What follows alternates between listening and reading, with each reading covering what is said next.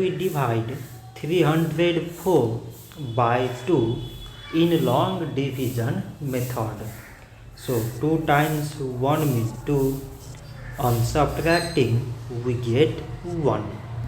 So now this 1 is less than 2.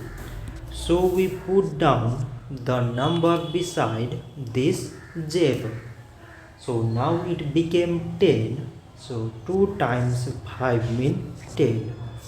On subtracting we get 0. So now again we put down the number beside this 4 and we remove this 0. So 2 times 2 means 4.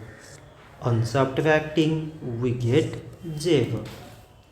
So 304 divided by 2 is 152. So this much for today and thanks for watching.